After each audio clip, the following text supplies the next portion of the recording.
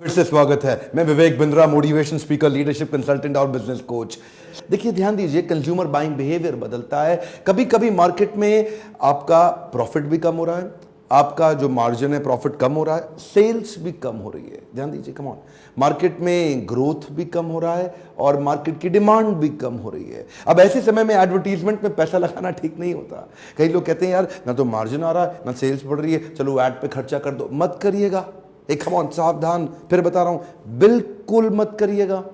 ये समय वो है जब आपको या तो प्रोडक्ट बदलना है या इंडस्ट्री बदलनी है। मार्केट का एनालिसिस करना जरूरी है। इसी को बोलते हैं अडॉप्शन कर्व। धंधे में शुरुआत करने से पहले सबसे पहले देखिए, जिस भी बिजनेस में आप घुसने जा रहे हैं उस प्रोडक्ट की नीड, उसकी अर्जेंसी कितनी ज्यादा है। अर्जेंसी ऑफ द प्रोडक्ट, वो सबसे इंपॉर्टेंट चीज है। कितना अर्जेंटली नीडेड है वो प्रोडक्ट। कोई ऐसी चीज तो नहीं बना रहे जिसकी कोई जरूरत ही नहीं है मार्केट में।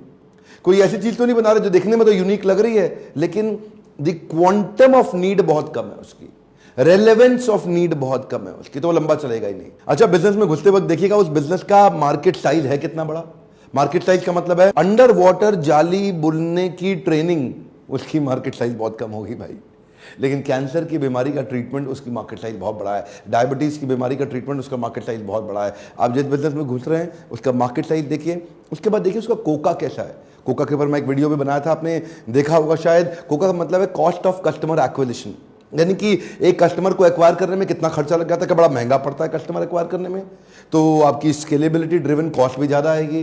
तो मार्केट में घुसने से पहले 2 बार सोचना पड़ेगा, 4 बार सोचना पड़ेगा। नया कस्टमर पकड़ने में कितनी मेहनत, देखिए एफर्ट भी एक कॉस्ट है, पैसा भी एक कॉस्ट है, मेहनत भी एक कॉस्ट है, धन जो लगता है वो भी एक कॉस्ट है। दोनों कॉस्ट को इवैल्यूएट करिए। अच्छा, अब आप बिजनेस के बारे में सोच ही चुके हैं ना क्या आपको करना है, तो एक कॉस्ट ऑफ कस्टमर डिलाइट भी चेक कर लीजिए। कॉस्ट ऑफ कस्टमर सेटिस्फैक्शन कह लो या कॉस्ट ऑफ कस्टमर डिलाइट कह लो। इसका मतलब क्या हुआ कि एक कस्टमर पूरी तरह संतुष्ट और खुश और अच्छा महसूस करने में आपका कितना पैसा, कितना समय और कितनी ताकत लगने वाली है। बड़ा महत्वपूर्ण है समझना। कि कई बार क्या होता है, कुछ ऐसे बिजनेस हैं जिसमें बहुत बड़ी चुनौती है कस्टमर को डिलाइट दे पाना, क्रिएट कर पाना। आपके लिए कैसा है वो, एक तो हो गया मार्केट के लिए कैसा है, दूसरा आपके लिए। अगला है कि जो प्रोडक्ट आप डिजाइन करने का सोचा है आपने, जिसको एनविजन किया, वो यूनिक कितना है, वो कितना distinct, clear, unique, absolutely different and most needed. Most needed की बात तो मैं पहले कर चुका हूं कि नीडेड तो है मार्केट में, लेकिन यूनिक भी है कि नहीं है। ऐसा तो नहीं है कि आप कोई सेम चीज करने जा रहे हो जो बाकी सारे कर रहे हैं। जब मार्केट में बहुत ज्यादा ऑप्शन तो आपको डिस्काउंट देना पड़ेगा। जब मार्केट में बहुत ज्यादा ऑप्शन तो आपको उधार भी देना पड़ेगा। जब मार्केट में बहुत ज्यादा ऑप्शन तो आपको बेइज्जती भी सहनी पड़ेगी। जब मार्केट में बहुत ज्यादा ऑप्शन है आपके खिलाफ, यानी कि इससे खरीद लो, इससे खरीद लो, इससे खरीद लो, इससे खरीद लो, किसी से भी खरीद लो, तो आपसे क्यों खरीदो? क्यों खरीदो आपसे? कोई जबरदस्ती है कि आप इसे खरीदो? रिश्तेदारी में बेच लेना जाके, मैं तो नहीं खरीदता, मैं तो इससे लेता हूँ, डिस्काउंट देता है। ऐसा सुनना पड़ेगा आपको। थोड़ा अनफेयर बोलता हूँ ना कभी कभी, लेकिन ऐसा कड़वा सुनना पड़ेगा।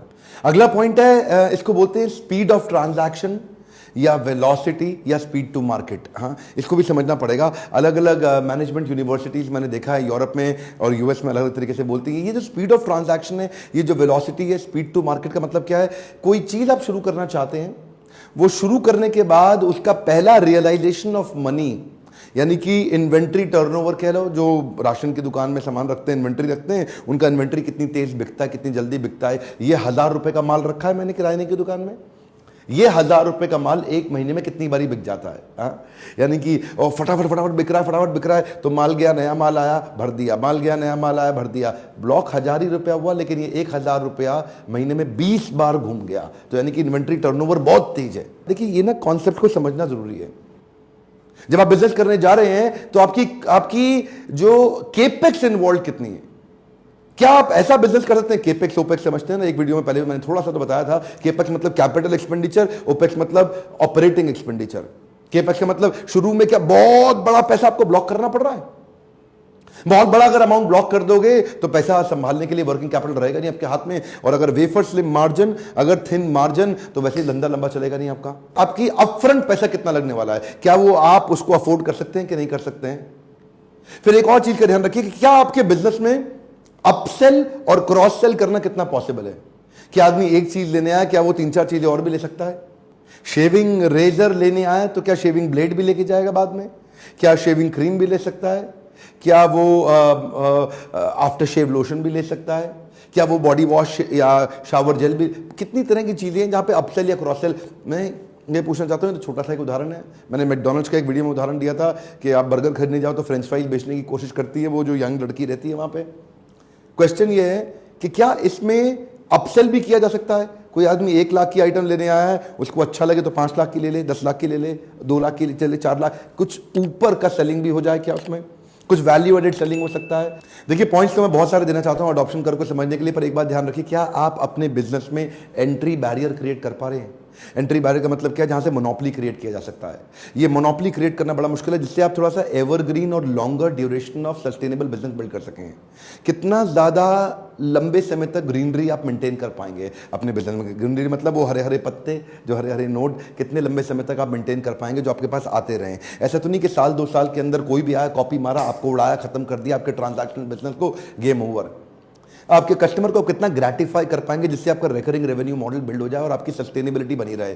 ये बहुत इंपॉर्टेंट है, क्योंकि कोई भी ट्रांजैक्शनल बिजनेस के अंदर आएगा आपको 1 मिनट में उखाड़ देगा।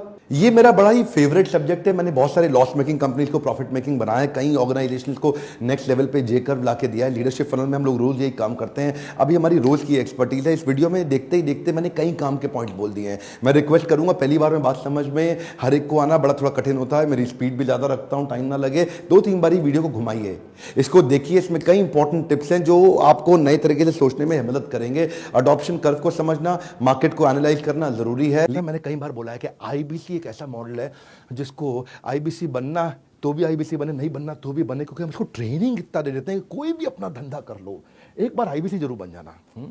क्योंकि इस बार हमने एक नया रेवोल्यूशन लेकर के आए 2 साल के बाद। न्यू हायर इंडक्शन ट्रेनिंग जो आईबीसी की हो रही है वो हम अब अपने कॉर्पोरेट ऑफिस में करेंगे। तालियां तालियां तालियां, हाँ भयंकर तालियां, क्योंकि हर आईबीसी जो हमारे यहाँ ज्वाइन कर रहा है वो आएगा और मेरी टॉप मैनेजमेंट के साथ आकर के अटेंड करेगा ट्रेनिंग, उसमें मैं भी रहूंगा। मैं हर बैच में नहीं हूँगा, आप वैसे पता कर लेना अगर आप आईबीसी बन रहे हो कि विवेक सर कौन से बैच में आ रहे हैं, मैं उसी में आऊँगा। विवेक सर कौन से बैच में आ रहे हैं, तो आप उसमें आओगे तो मेरी भी ट्रेनिंग अटेंड कर लोगे। आप हेड ऑफिस में आकर के देखना, इतना बड़ा इंफ्रास्ट्रक्चर, इतने सैकड़ों लोग हमारे साथ में काम करते हैं, आकर के देखोगे आप आईबीसी बनने के बाद। आप हमारे साथ डायरेक्ट बनना हो, बोर्ड लाइन नंबर फोन करके बन सकते हो, या देश में किसी भी फ्रेंचाइजी के पास जाकर के बन सकते हो।